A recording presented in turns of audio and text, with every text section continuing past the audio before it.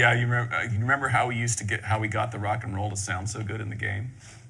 Oh, we just deliberately distorted it? Yeah, we turned it up because of the low sample rate. We turned it up so it was about 50% too hot. Clipping. So it was clipping, so all the waveforms were being chopped. Right. For all you audio geeks out there. It's a real no-no.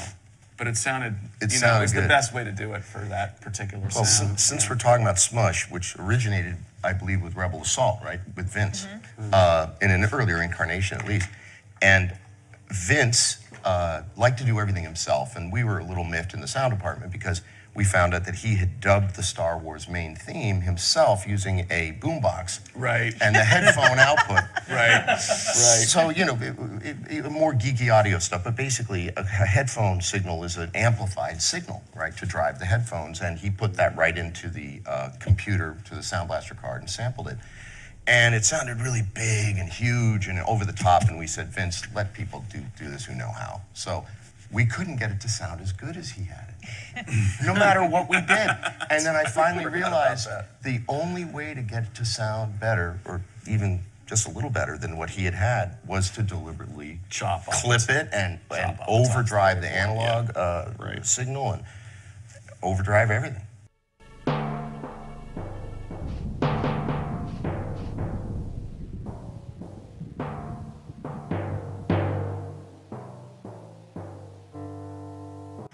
I want to talk about Roy Conrad because we listened to a lot of audition tapes for this game, and everyone you tell them they're going to be a biker does this really like tough. That was my tough guy voice, like trying to be super tough. And it always came through as trying to be tough, and I didn't like any of them. And then we heard Roy's voice, and it is really deep and tough sounding, but he's kind of gentle about it, and there's something about the fact that he's not trying to sound tough that just made us love it all right away.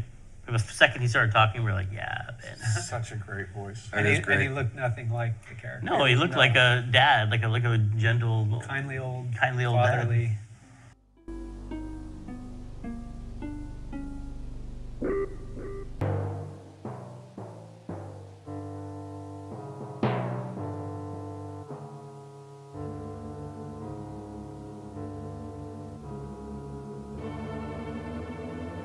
Souvenirs here.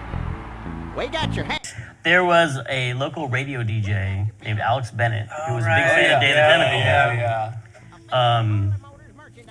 And he was a fan of ours. We got him to do the voice of the stadium announcer. That's right. That's Alex Bennett. He was like the Howard Stern before Howard Stern, as I think he would say.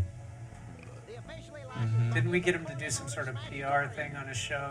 I got to go on the show and promote. Oh, right. Wasn't he at the He was at the rap party too, yeah. He was an institution in San Francisco radio. Yes, he was. KMEL and all these different stations. Live 105, yeah. 105, yeah.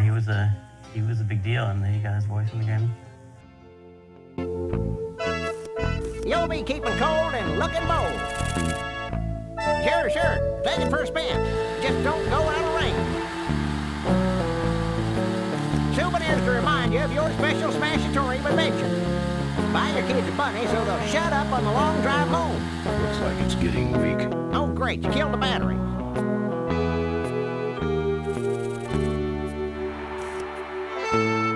Excuse me, but are those shirts, are they all cotton? Well, let's just see here.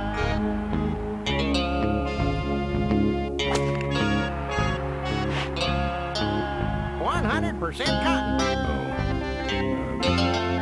That's too bad. I'm allergic to cotton. Don't be a cheap jerk. Buy something.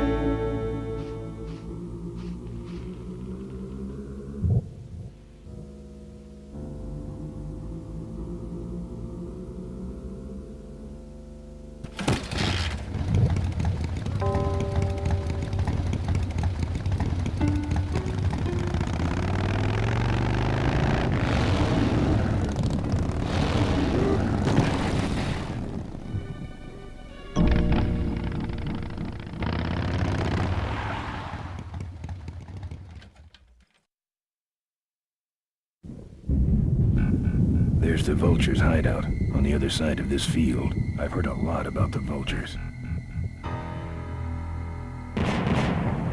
And I guess it's all true. I remember going into Tim's office at one point as the deadline was looming, saying, "Tim, you got to cut the mine road or the bunnies." I remember He's like, "I'm that. not cutting either one." Mine road or the bunnies? Yeah, I'm like, "You Were got to they the cut ones- one, Tim. Something's got to go." We had Or already it's a cut bump- so much on this game, I was like, we can't cut anymore. And the bunnies are crucial to the narrative. Those weapons were about a weight.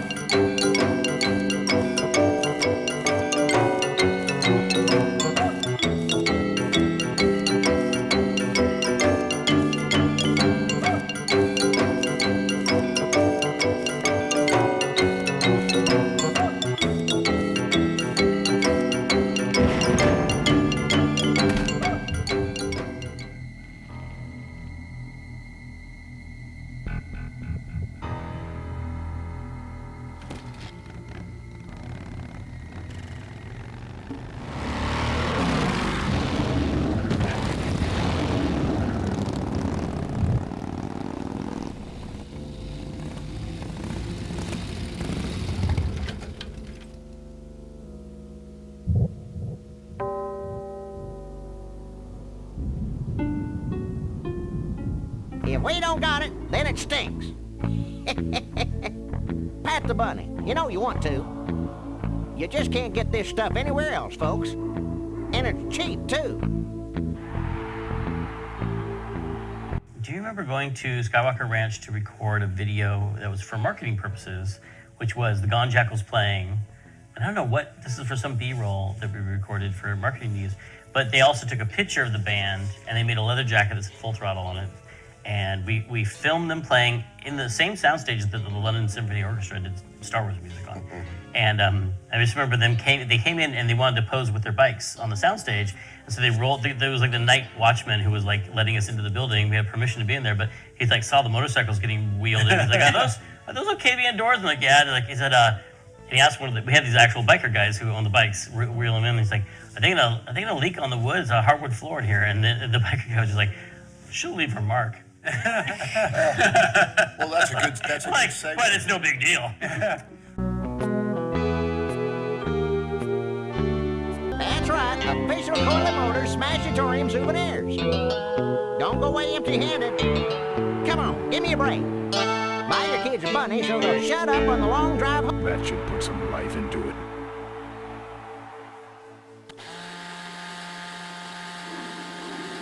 Sure. Take it for a spin.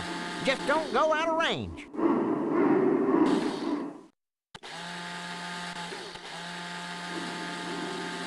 Hey, don't go in there.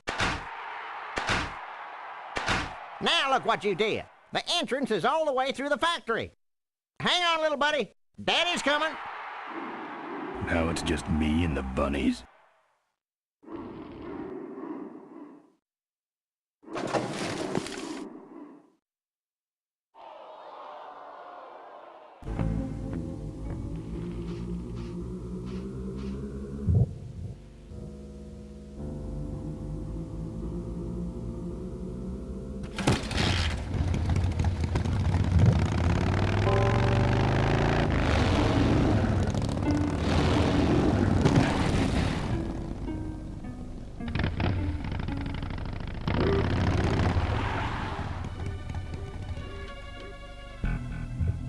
The minefield's been replanted. Tidy little vultures.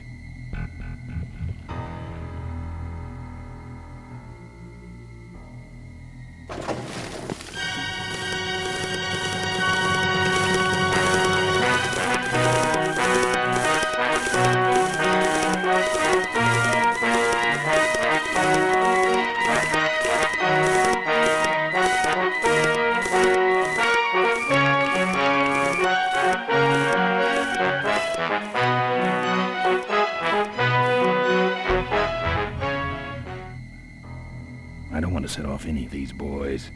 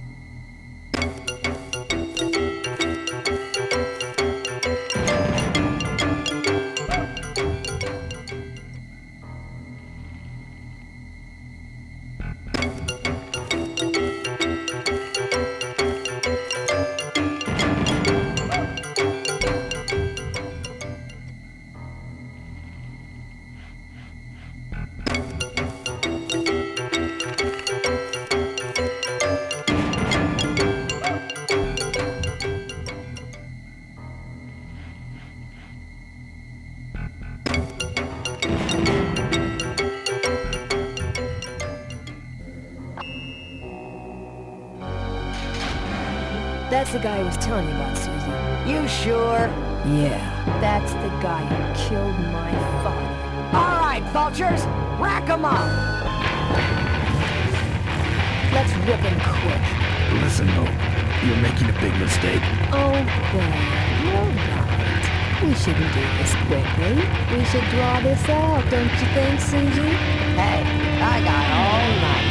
You heard her, kids. Let's draw this out.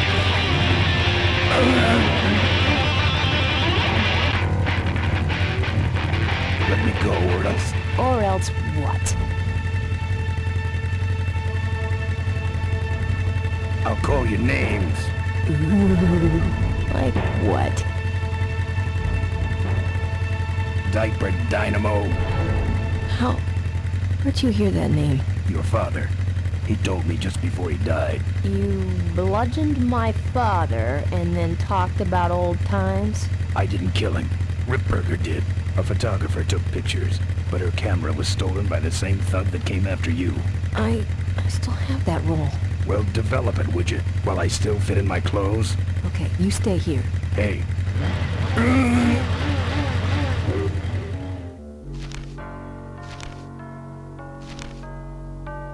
Sorry.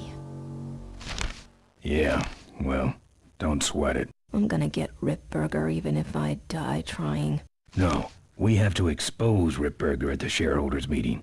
That way, we take him down, we save my gang, and your father gets his dying wish. You take over Corley Motors. Ripburger canceled the shareholders meeting.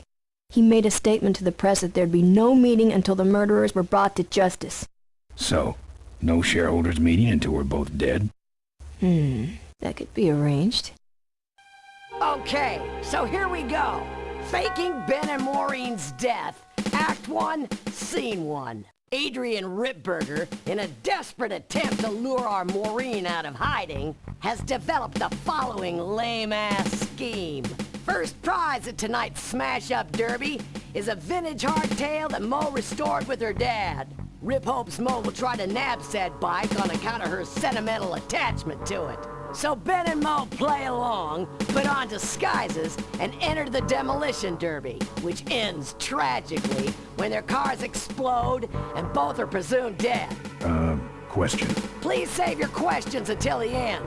Now, the explosives in Mo's car can only be triggered by a head-on collision with Ben's car. This ejector seat projects Mo clear of the explosion, and she parachutes to safety. Don't you think someone will notice her ejecting out of her car? No, they'll all be watching you running around on fire. Yeah, that's another question I have. When your car explodes, you climb from it in flames and run around the stadium distracting the audience. In your cute little asbestos suit, of course. That's some plan. All right, then. Let's go blow you little darlings up. All right, folks. Hang on to your chili dogs, cause it's time to start.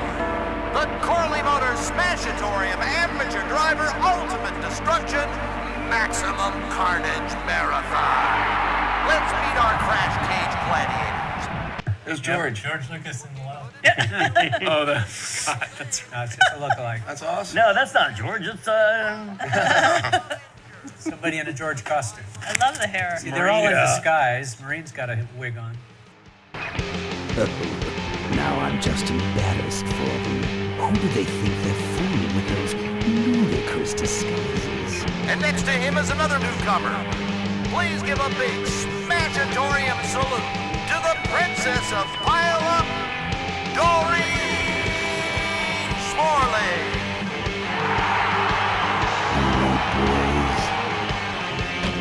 And finally, we have a last-minute addition to the lineup tonight, a deadly-looking team known as the Boom Boom Brothers. Try and get away now, bicycle boy. All right now, are you ready to see some reckless driving? Are you ready to see some unnecessarily violent destruction?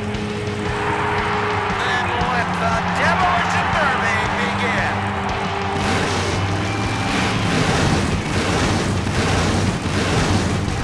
Are you Ben? Hang on, Mo. Here I come.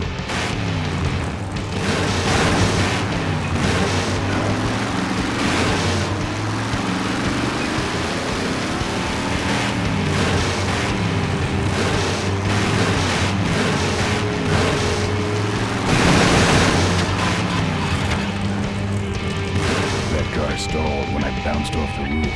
Looks like these babies have a glass jaw.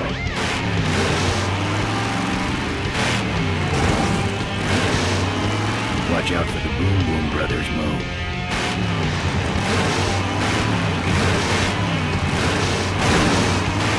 Man, what are you doing? Get over here and nail me!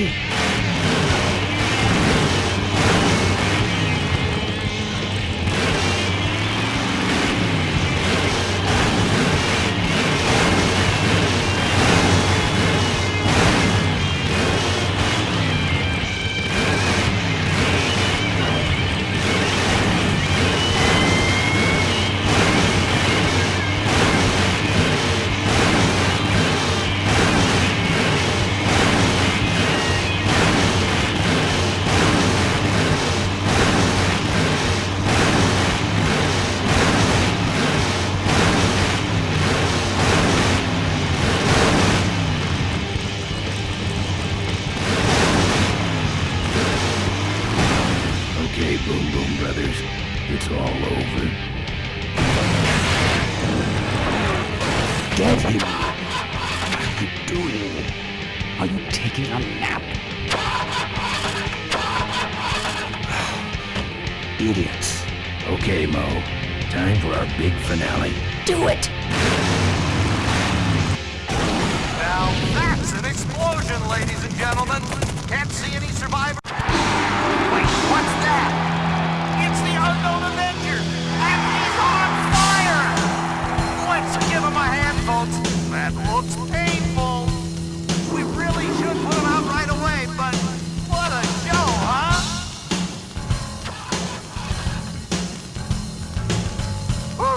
What a pain threshold! Oh, the humanity! Well, folks, it looks like the party's getting a little out of hand. The stadium seems to be catching fire, but let's all remain calm and... Yeah, you're right. The derby's over. Run for your lives!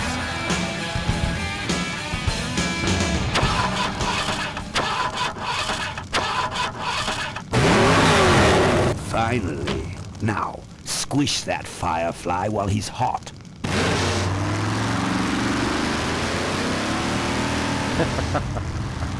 Look at him run.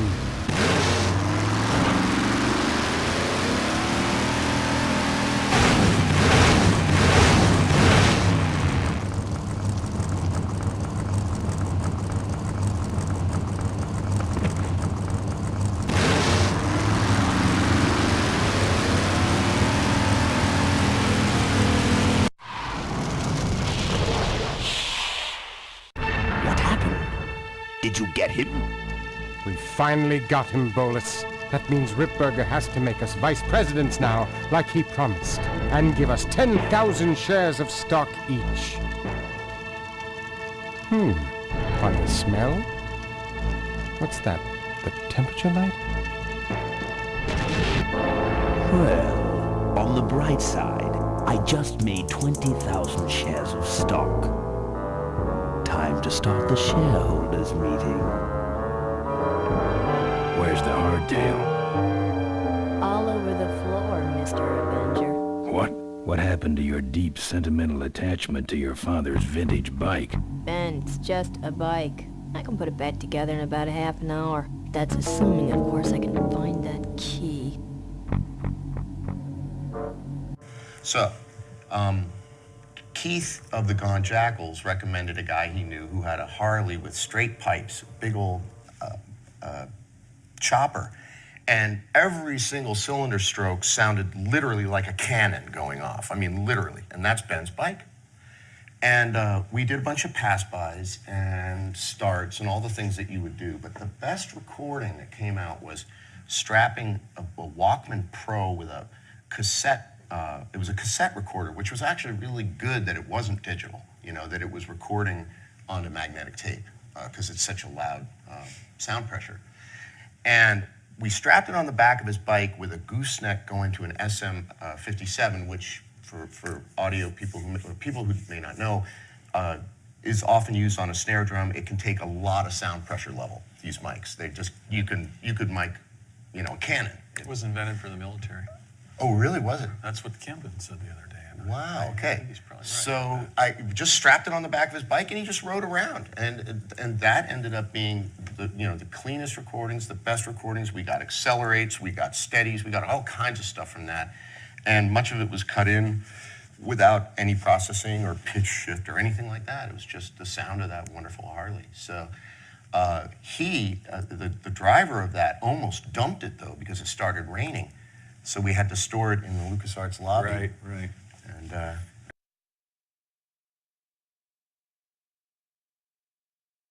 I'll see what I can do. Right.